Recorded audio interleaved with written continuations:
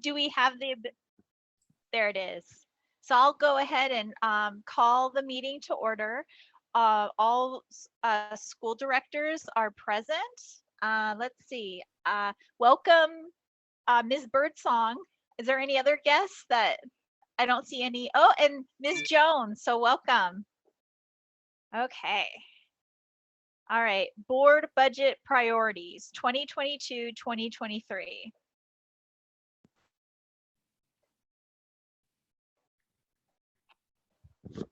Yes, hello. Okay, I will go ahead and kick off. All right, so every year we take a look at our board priorities, and last year we went an additional step and tied in our strategic goals, and then within those strategic goals kind of categorize our board priorities for the outlook that we want to see for the upcoming school year. And so basically our starting point is what our not strategic goals, I'm sorry, our board priorities were for the 21-22 school year, and then move forward as our template for what the goals will look like for school year 22 and 23. And it looks like there were, when I look at the board comments, I think there was one adjustment needed for the board priorities.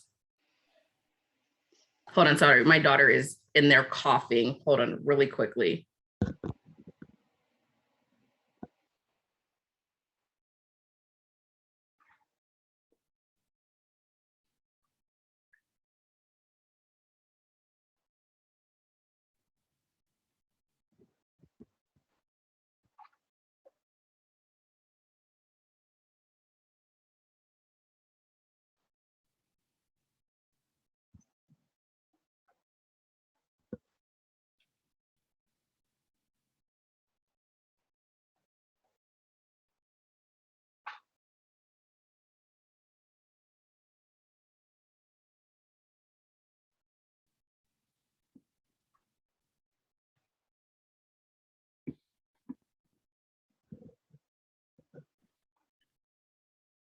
Okay, sorry about that long, awkward pause. My daughter's Taco Tuesday, and I guess she was enjoying her tacos too much.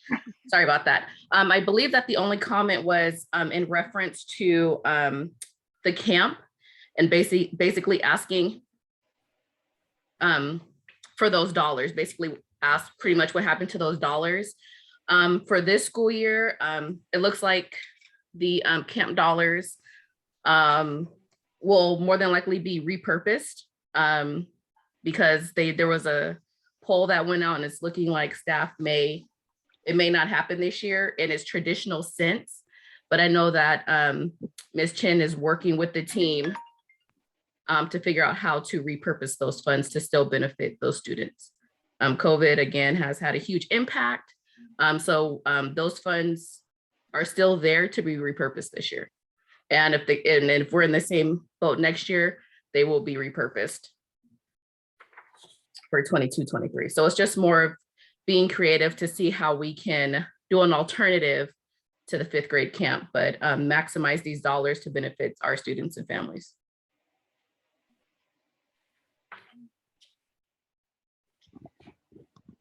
Well, I'm wondering if we kind of just touch base on each of them, and then as board members, if we have additional questions or input. I know, like, if you don't have a question, but you have input, here, this is an opportunity too to be able to provide it. Might that work for folks? Sure. Do you want me to start with just the input? Yeah. Okay. And well, I'm thinking let's start with number 1.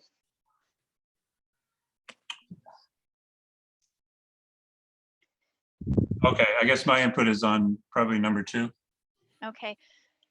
Does anyone have input on 1? I do, but I want to wait, see if there's anyone else. Yeah, and I'm also curious, can I ask a kind of a process question? And I apologize, Veronica, if you stated this at the beginning, but so the goals are connected to our goals as a board or in the strategic plan. As far as like the the text that's under that, so even looking at number one, staff appreciation event, and then the bullets under that, who created that? Was that you and your team? Was that in collaboration with us? How did that kind of, I guess that's the how, right? Of how we're achieving those goals. So that, yeah.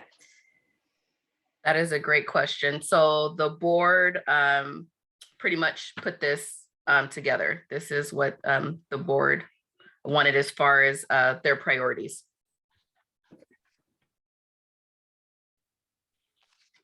So as a board, I mean, do we continue this one, or should we? I mean, the other aspect of process is I'm not sure in terms of what has been achieved or what the results were of last year.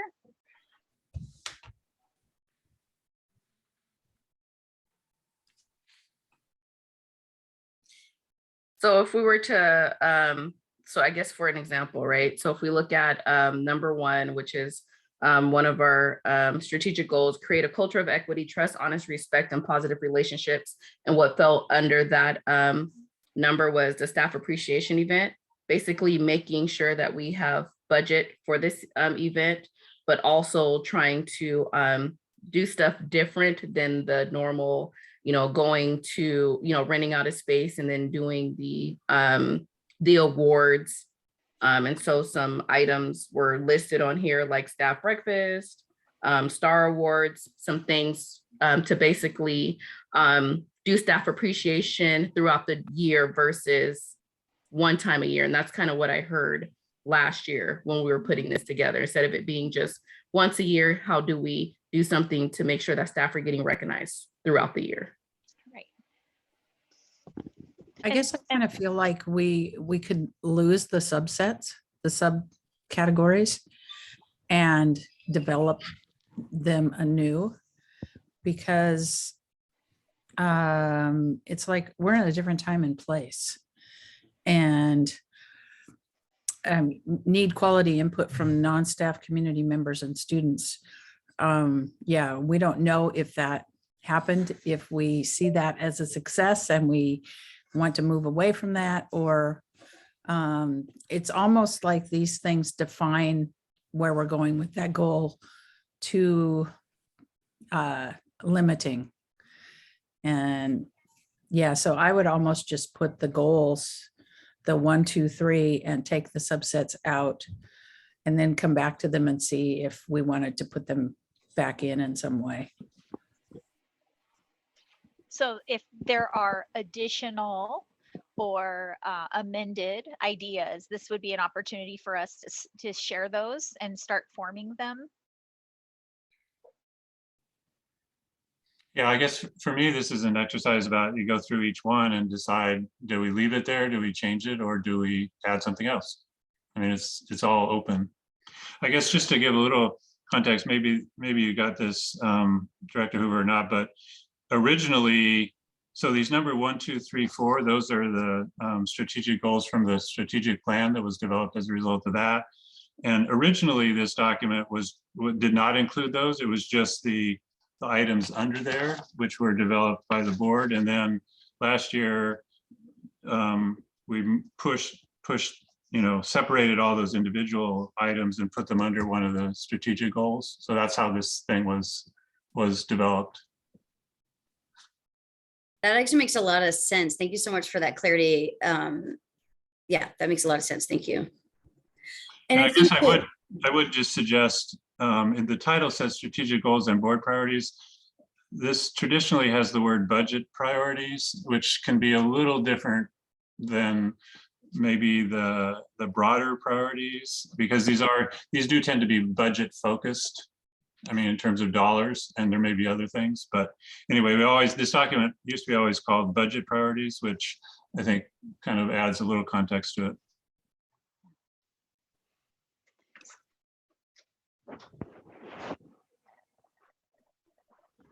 Yeah, so I think just to add to something that both directors, Boler-Jack and Akbar-Ryder mentioned, the idea of like, what are the results of some of these goals thus far? So even the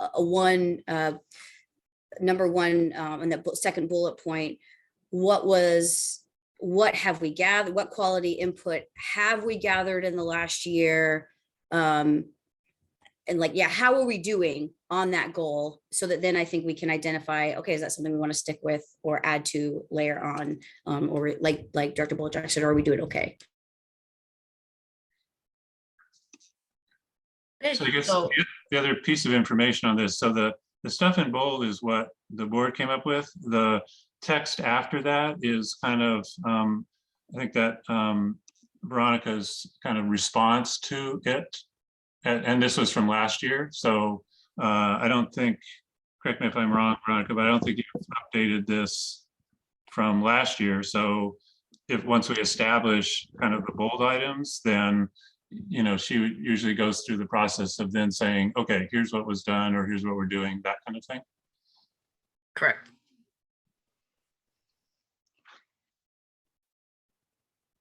I would make a comment on the bullet point that says need quality input from non-staff community members and students.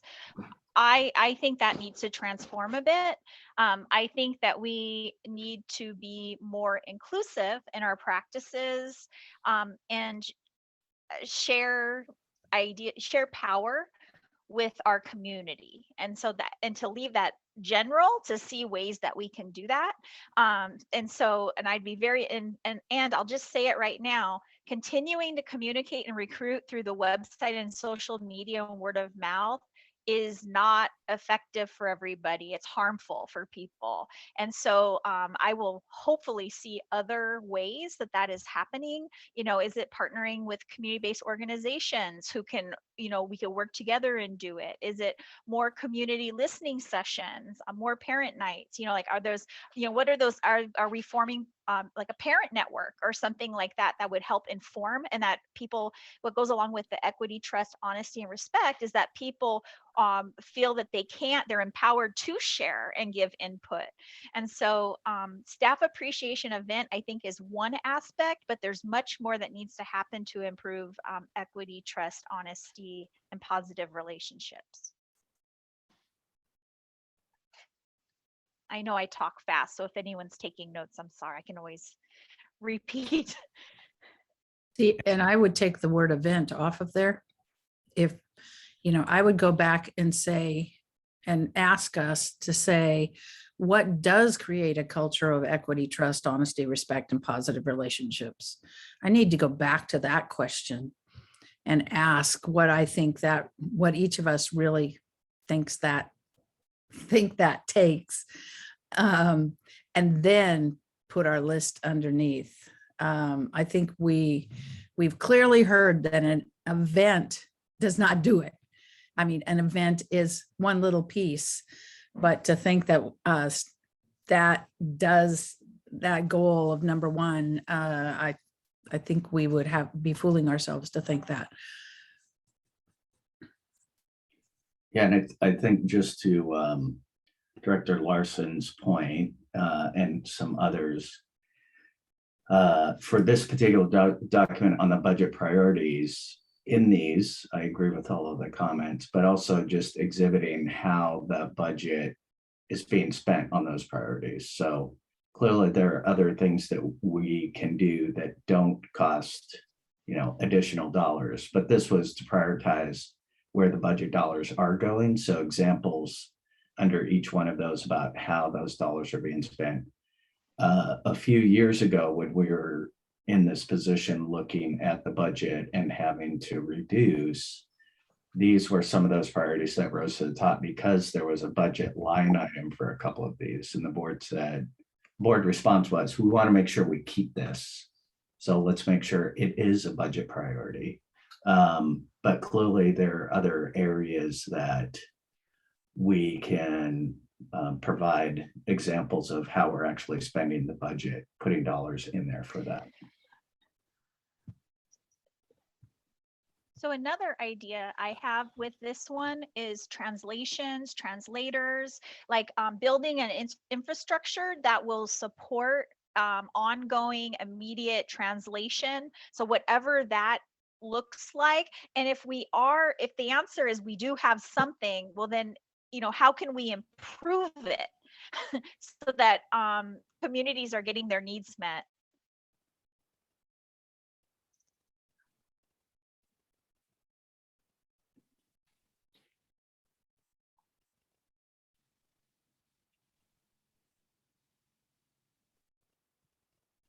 Anything else for one? Just want to second your point about the translation. I think that's vitally important. And yeah, and I know that we'll do this when we're continuing to talk about our strategic plan moving forward. But as Jan pointed out, really exploring and examining what does that actually mean? How do we get there? How do we create a culture of equity? Like as pointed out, I think that staff appreciation is almost like maintenance, right? Once we've created that culture, rather than the action to create it. So yeah, being some more things under that one, but I can't think of what they are at this moment. I know that like in some educational systems, groups, so like affinity groups or things like that could be helpful, especially like for BIPOC educators, or like other marginalized communities, and so like systemically non-dominant communities and identities. That I know that Puget Sound ESD has done things like that, but I would want staff or educators, not just educators, staff or educators to possibly as part of, developing networks of support for each other. I mean, that's another piece. And I mean, really any idea we come up with, I would hope that this goes out to the community or we get more feedback, because it's just us right now.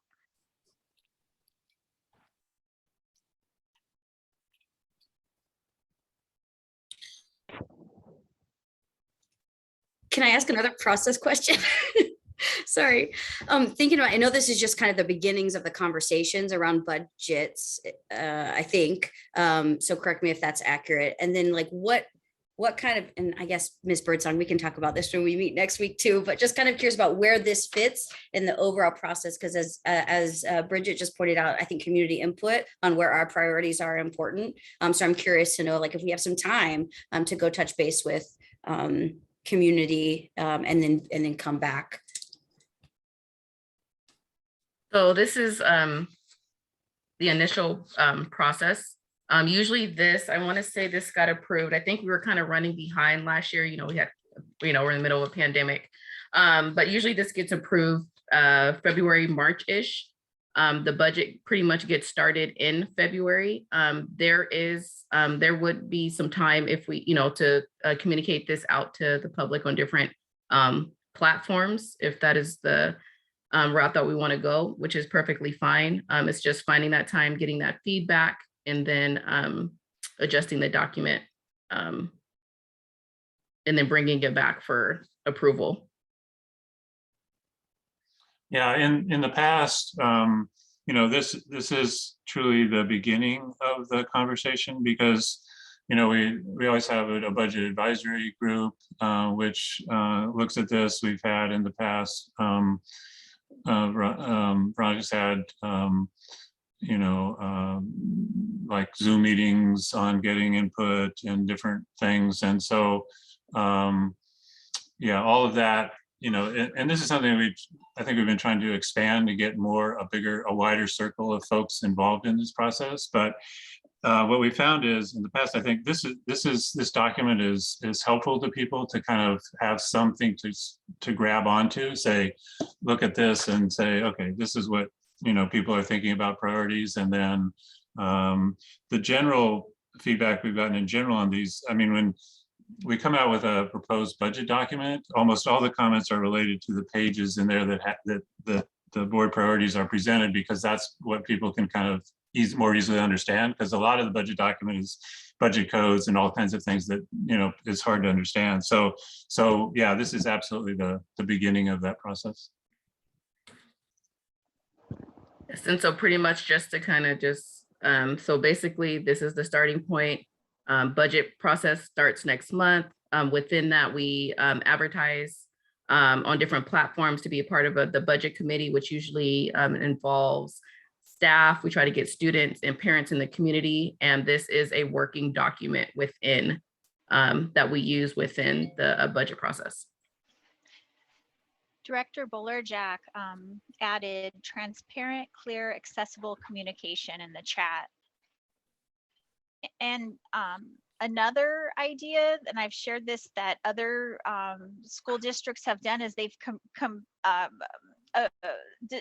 I'm having a hard time talking. They've created like policy councils, community councils. So it's a way to share power and then also get input, feedback and that in order to hopefully build trust, being transparent, being respectful. So like a community council that is majority community, not staff, would be another possible way. And so that other districts kind of like even fund it, right? So in order for people to participate.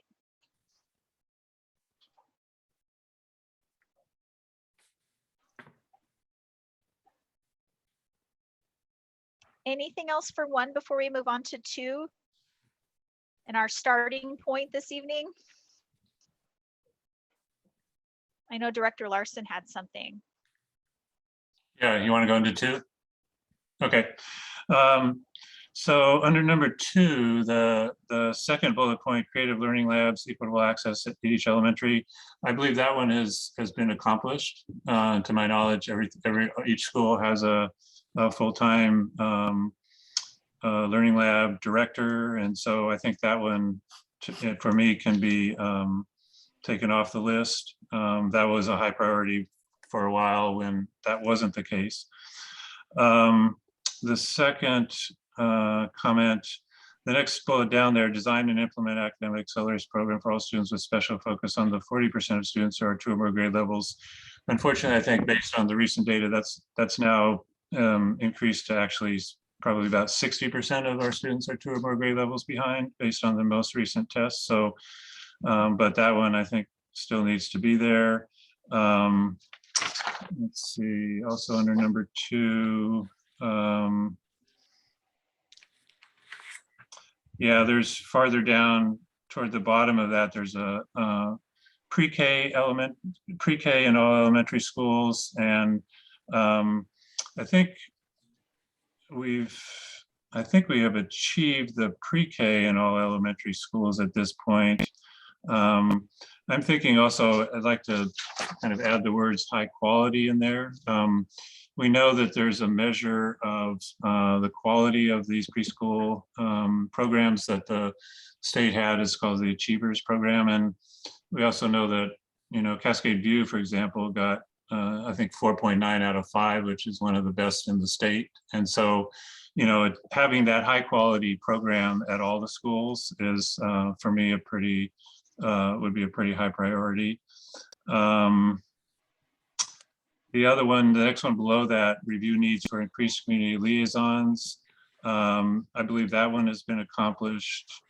Well, at least part of it. We got, and I guess, I don't know, we can talk about that as whether it's sufficient or not, but we did add another one this year, which was the kind of the focus of that one originally. So that's good. And then my last comment is, this is kind of a new one. So I had the opportunity to go up and visit the advanced biotechnology lab up at Foster High School with Mr. Renz. And one of the issues that came up when we were kind of looking at that whole program, that's one of our CTE programs and probably one of our more advanced ones, and is that he's got, as you might imagine, advanced biotech program has a lot of expensive equipment. To be, good in that area requires a lot of, equipment and testing and so forth. And he's actually got a whole room up there, which was interesting to go look at, full of equipment and machines and supplies for all these machines. That will allow students to get a pretty high quality program.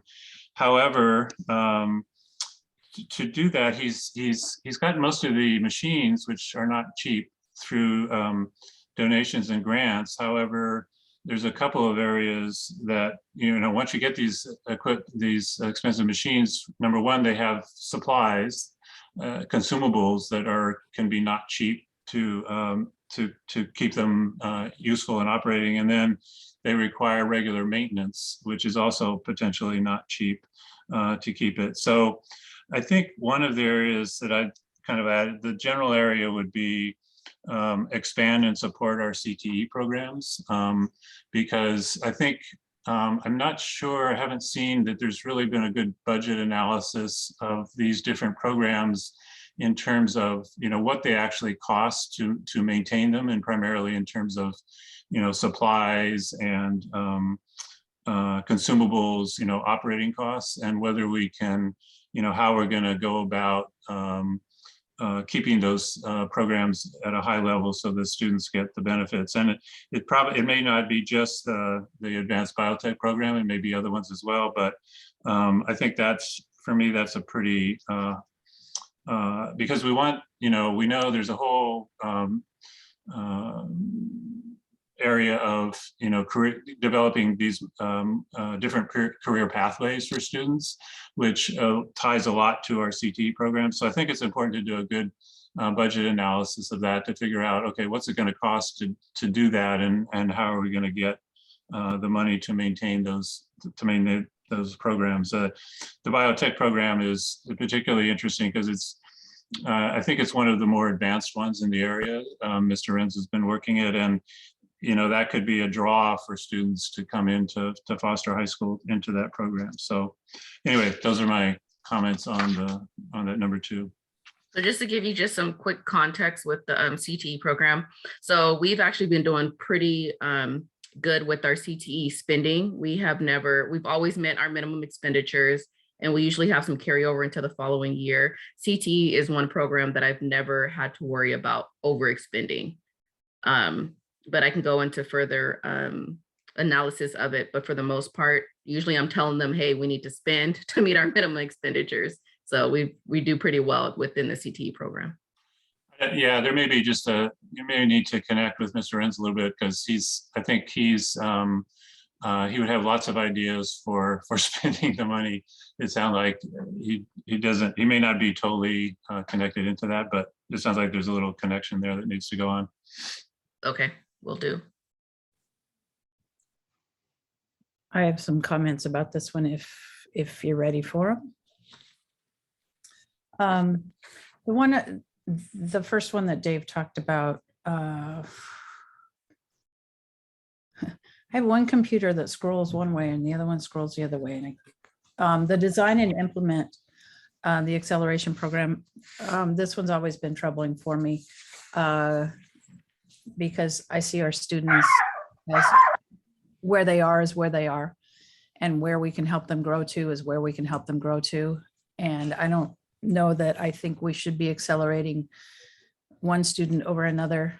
That's just our job, to move students through learning. So, and I just, all of the stuff about students being behind because we've been virtual and everything, I want to just stop that drama, because our kids are where they are. They've learned things that are different from what we would have taught them as a curriculum, but they've learned some things in the last 2 years. And we don't need to feel shame. We don't need to feel desperate. We just need to bring our kids along as well as we can. So I would really take that one out of there and just expect that we're always not necessarily developing a special plan, but doing what we can with each child. That's just an opinion. I think the summer school as an emphasis is really important to keep in there, just as an option that we keep in our budget. But the next two, then, the increased collaboration and the establish and maintain community partnerships, they don't have a budget attached to them. So I see them as goals, but I don't see them as something that goes in a budget priority unless we want to do something budget attached to those. And then I do think that the SEL one, I think we've rolled that out really well, and I think we've seen the value of it. So I'm not sure. I think it needs to stay in. We've done the class size pretty well. We know that we have to continue to do that. So I don't think that's going to get lost if we don't put it there. And then what was the last one? The arts. Oh, yeah, Yeah, I would probably leave that one in there, but anyway, those are just some of the things that I would do differently with that list. Can we do an update on the increased support? What have we done to increase the support in those areas? Are you referencing to the social and emotional? No, I'm talking about the arts. What have Oh, we done to increase the support with that? I would have to get more details from Mr. Howard, but I know that we are doing a program analysis of the arts program to kind of see where we're at and where we're trying to go. And we have included teachers and principals in the conversation. I would just need to see where we are with the analysis of that program. Okay, great. Is there a way that a board member could be part of that? As an observer, not a. Yeah, Okay, I'm sure we can thank make you. that happen. Thank you.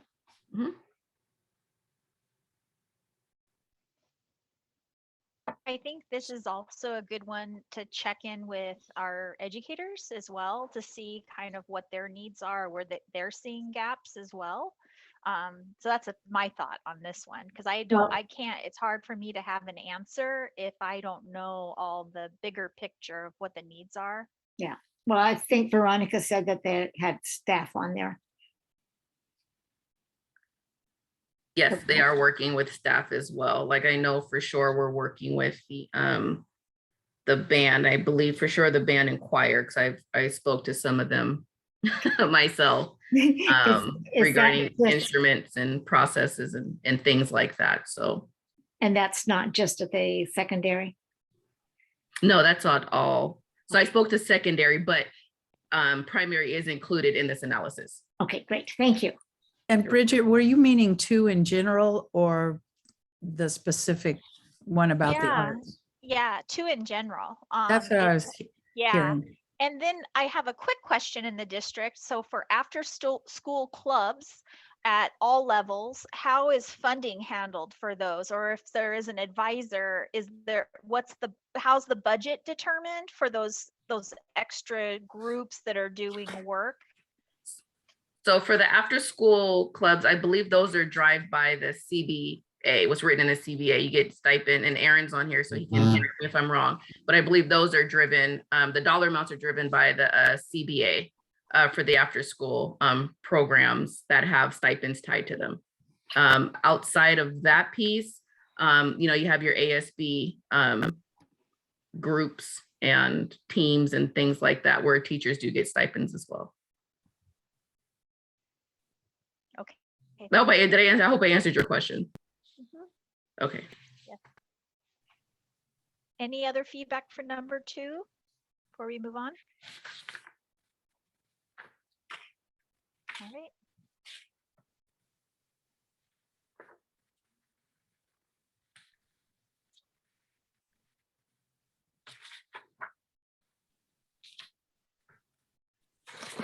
Can you tell me what's happening with the feedback?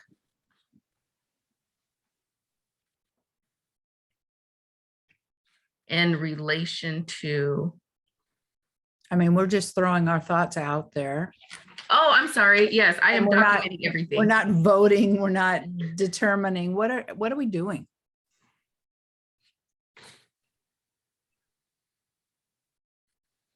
I think we're starting the discussion for those different goals or strategic vision. We're kind of starting to brainstorm what the needs are. Do we need to adapt anything?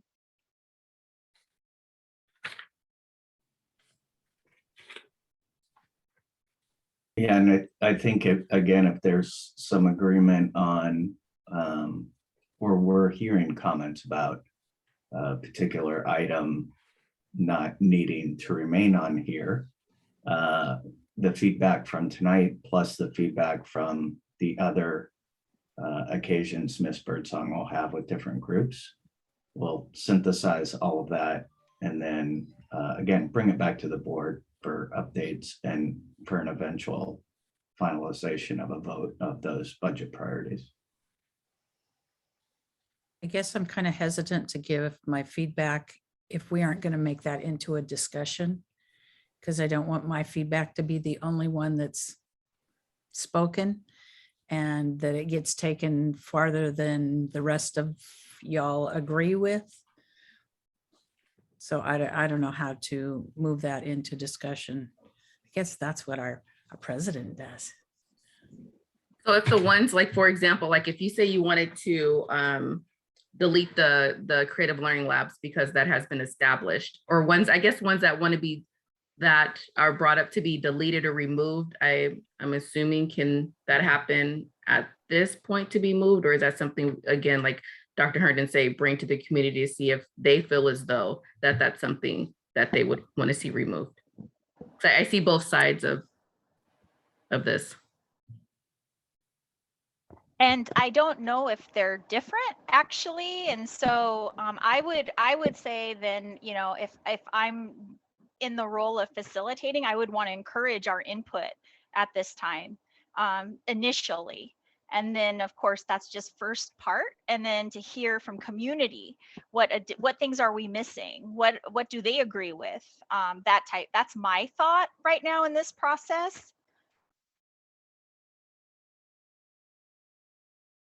Right, so this is just what you guys have said. This is feedback, this is input, this is things that you've noticed.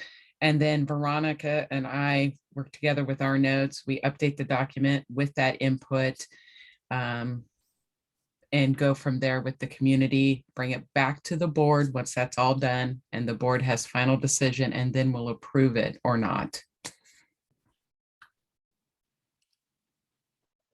And I want to second what Director Bullerjack mentioned up at number 1 about maybe removing the language that exists under the bullet points, because it should be more open and not to sort of frame or bias any discussions or conversations. I think key ideas right now, and then asking for more input would be my recommendation.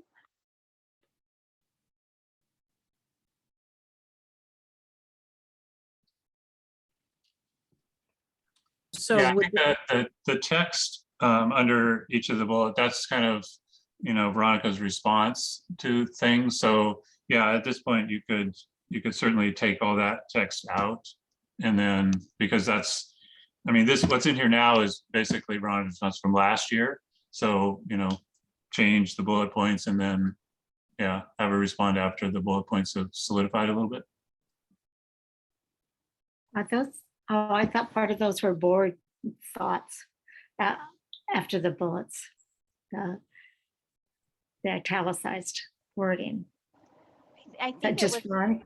yeah, I Oh. think it was kind of an ongoing discussion from last year. I wouldn't want us to be held by last year's thinking or the community. I'd like to hear their perspectives, because we had these conversations in a way without having a lot of input from the community. Right, right. I think they were just kind of starting points that we never pursued further.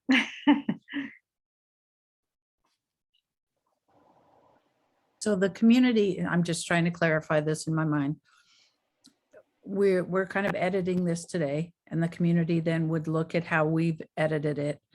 And hopefully it would have strike throughs rather than just removal of language, so that they could see what we recommended had already been taken care of, or that we recommended adding or whatever.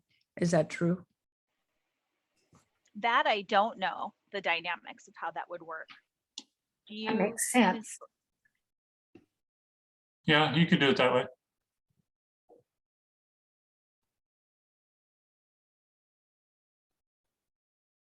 I think if we're looking at the way we've updated other documents or items, things like other board policies, that's usually how we're showing those modifications or updates.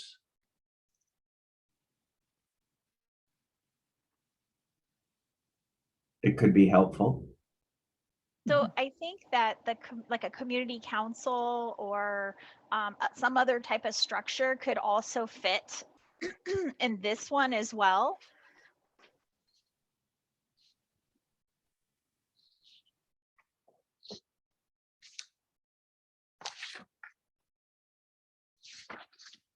So you're number 3 now? I thought we were, Okay, I just verifying. yeah. Um,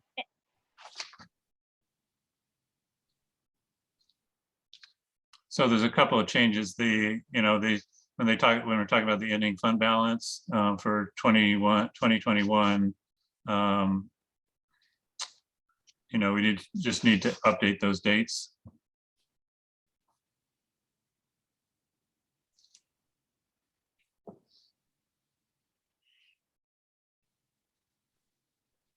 Correct, and I believe we can reference the board policy that outlines what the ending fund balance, that 6%, I believe, is in board policy currently. Correct. Yep.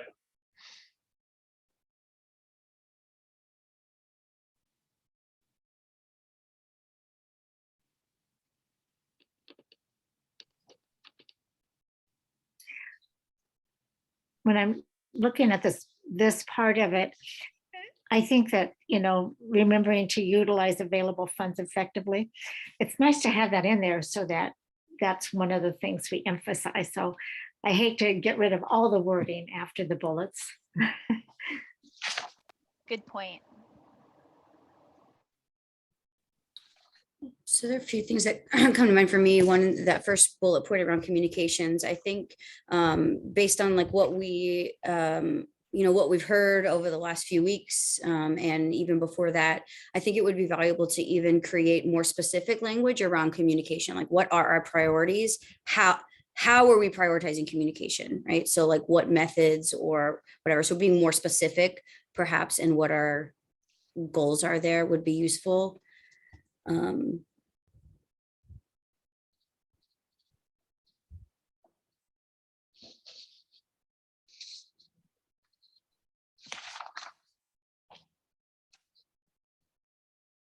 Anything else for this one?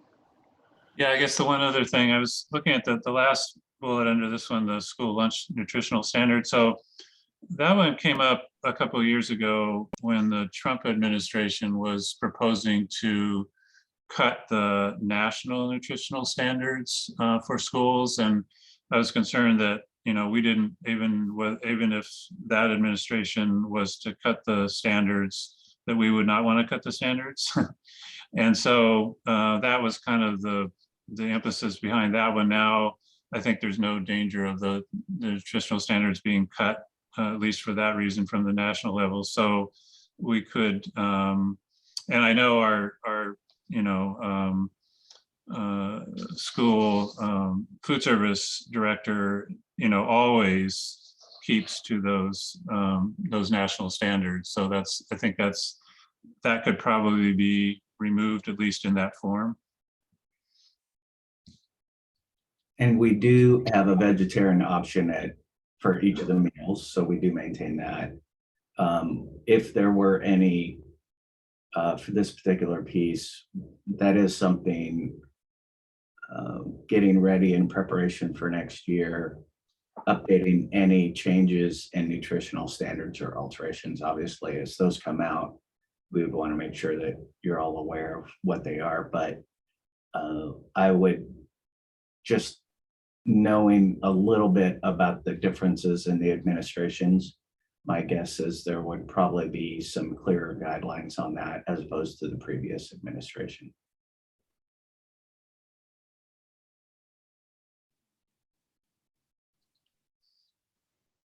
I guess with safety would be the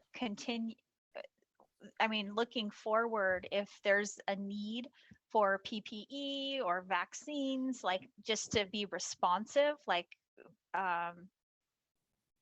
because it may continue into next year that we're wearing masks.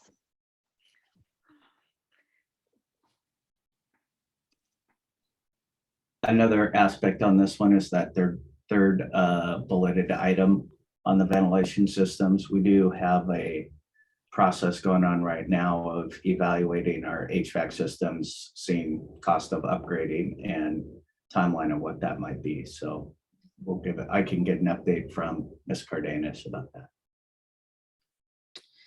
So I see PD mentioned up in number 2 under race and equity, but I wonder if it would also be appropriate here under number 3, thinking about how we're building capacity for the leaders in our district and staff within the district, because ultimately thinking about how that can create ownership, right? When folks have skills and autonomy, it creates ownership and more investment in the district as a whole. So I think a point there about capacity building or professional development, leadership development could be cool. And I would insert along with that are the families. So opportunities for families to be part of leadership.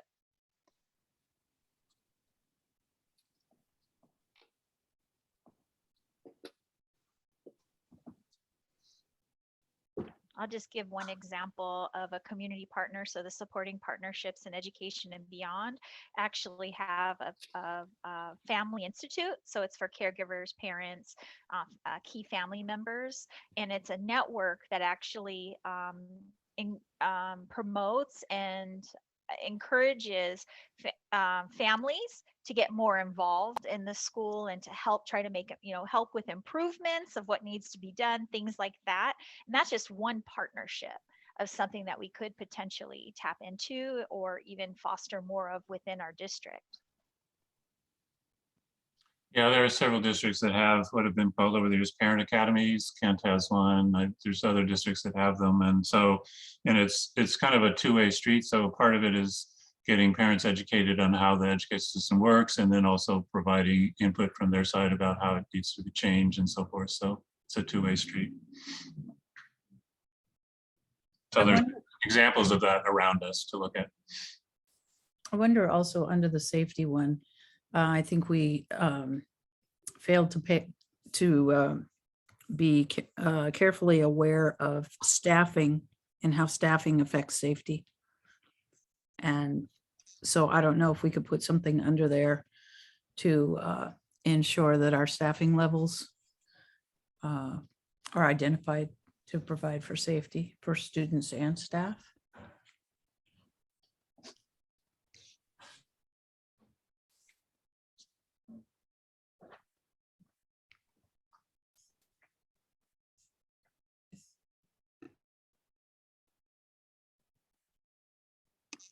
Anything else on this one for now? Right. We'll go ahead and move along. I'm not quite sure where it fits, and I struggle a little bit too with it ultimately being, the responsibility of the district as a whole. But at the same time, I think the idea of mental health and response to mental health should be something that lands in our priorities somewhere. Again, I don't know how that would be or what that would look like. And sorry, I don't think it necessarily goes in number 4, but that just came up, so I wanted to offer it. Well, we have the bullet under section 2, social and emotional learning support for staff and students. Yeah, I would say that that's slightly different though, especially I would say that's a little bit different, like social emotional learning supports curriculum versus actual mental health supports and services. That's how I see those two different a little bit, and maybe they're not in the actual rollout. I'm thinking maybe the safety right above there, number 3, health and safety.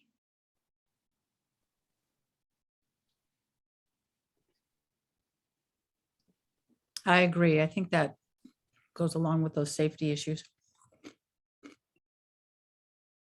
And we can frame it as health and safety, not just safety.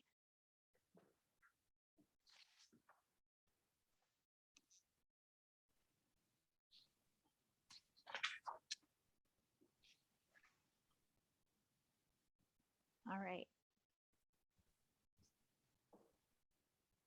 Number 4. I would wonder, where are we with this? What have been the improvements? And then what are the outcomes? So that's the first thing that I just would want to know, kind of see where we're at on this.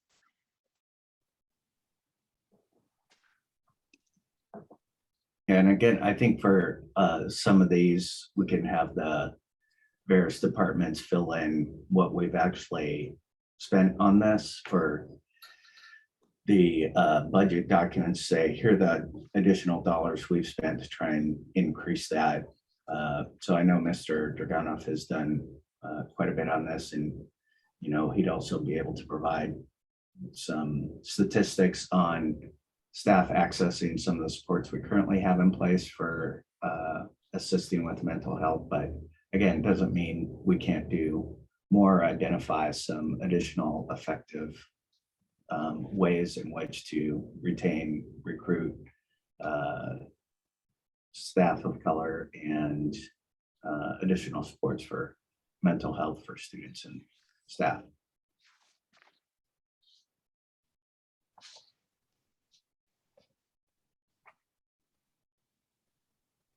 I'm aware that from community that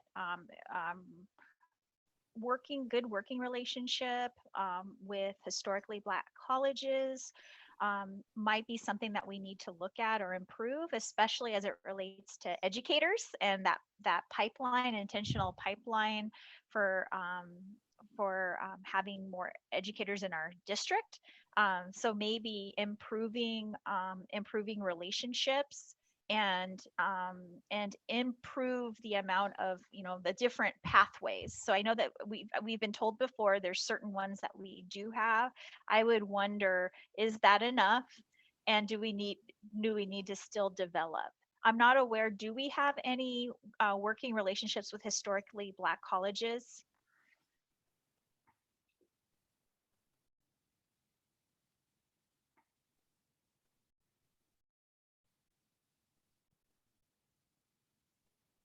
I'm not sure. We see Mr. Dragunov's on, but we can follow up with them.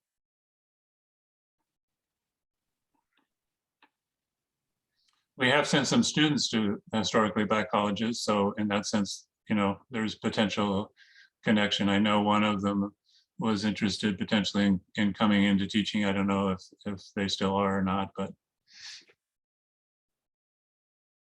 Yeah, for sure. We will make sure we have some follow-ups to some of these questions, and then additional input from community and feedback from staff, community, and students as we continue to develop this.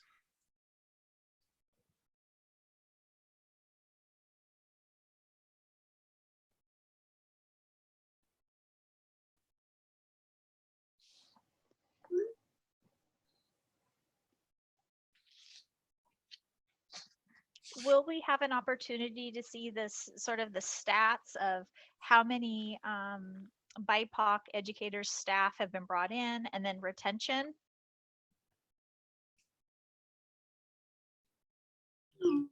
Yeah, so some of my thoughts around this are to get some of the questions that we had about some of the specific items on here, provide some details that fill in either some of the data or some of the budget items, numbers associated with some of the bullets. And then we can get that to you. I can include that as a document as soon as we get that. I'll check with staff tomorrow and get a timeline back for you to get an idea about when that is. Not too long, but I don't want to give it a time frame yet, but sooner rather than later for sure. Deborah, is it possible for you to get to summarize these questions, these bullets and the questions we've posed, and get those questions to us so that we can follow through on them, all of us? Yes, yeah. Thank you. And Bridget, you talked about having committees at one time and boards being, the head of a committee or something. Are any of these bullets something that would be suitable for those committees? So I just from what other districts call things, are you talking about work that we would do, like task force or committee work on the board, or more like other groups? Outreach is reaching with these particular things. For the number 4, that one? I'm just seeking clarification to make sure I answer right. Well, there are several there that could be committee based that Yeah, so other schools or districts have like our affinity groups, and so that's where and there's different ways to do affinity groups, but if it's done by racial identity, if it's done by, a new teacher, different ways to sort of create communities of support, that is something that I'm thinking in terms of, the recruitment is just a piece of the puzzle. And so really once you recruit, it's retaining and looking at what's happening there, like what are those, or even looking at the harm that happens and why people don't stick around. And so I'm thinking too, maybe getting more involved with the Puget Sound ESD educators of color or administrators of color leadership is another thing that we might be able to tap into and be more intentional with. The other thing And that then- we had, yeah, the other thing that we had for a number of years was pretty good set of students or teachers coming from the Martinez Foundation. And, they provide the affinity groups kind of cross district, which is kind of like the ESD does. And I've asked this question a few times and I've not really understood why we used to have, those are some really good teachers of color that got to that program. And I don't know why we aren't still doing that. So anyway, that's another area to look into. I also would wonder what parts of the systems, so design and create a system, I would want to know what parts of the system have been identified as racist, biased, and then what is being done about it. So that's the other thing that I'm not clear how much progress we've made here.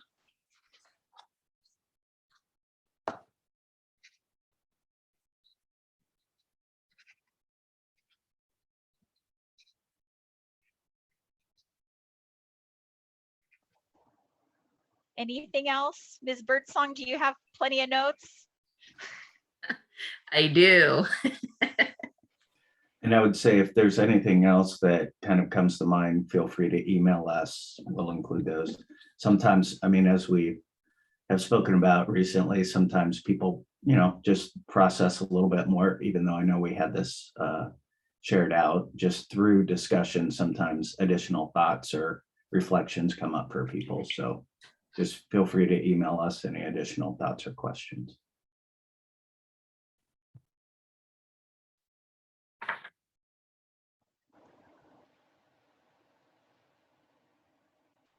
All right.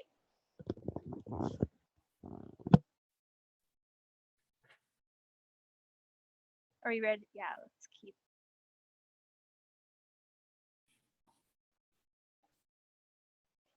So are we looking over budget philosophy as well this evening? Because I know there's quite a quite a bit. I'm not sure if you can direct us, Dr. Herndon. I think this was originally included because this particular document was what helped guide the budget priorities. So I think it was just included to see if there was anything additional or thoughts about how it may need to be reordered. I know there was a lot of thought put into this previously, so I don't know if people had any additional feedback on this particular document, or if you wanted to revisit this again to see if maybe the responses to the questions and data that you receive kind of is fulfilling what the philosophy has. Yeah, just to give a little history on this document, this was primarily developed a number of years ago when we were going through a lot of, pretty significant cuts. So when you read this, you'll see a lot of it is related to reductions, because that was what was going on at that time. So that's where this document came from. Whether it's so useful now, it probably needs to, yeah, I mean, I think there's still some good comments in there. How useful it is, I'm not, at this point in time, I'm not sure, but that's just the history of it. Okay. Well, I know we're almost at time, or we are at time. I would be interested in hearing from community feedback first, to sort of better guide further discussion. Any other thoughts, or anyone have additions to that? Well, it sounds like it needs to be reworked, and so this is a perfect opportunity for us to get community input before we further look at this. Bridget, were you talking about community input on the first document we were looking at, or both documents, or? Well, I think the budget philosophy, I don't think we're maybe quite there yet until we get more informed, right? So we kind of brought forth some ideas for the first document. I say we pause on the budget philosophy, and that will give us more time too if we want to look through it or kind of determine if it's valuable, if it's useful, like what Director Morris said about possibly needing to get community feedback and then change it.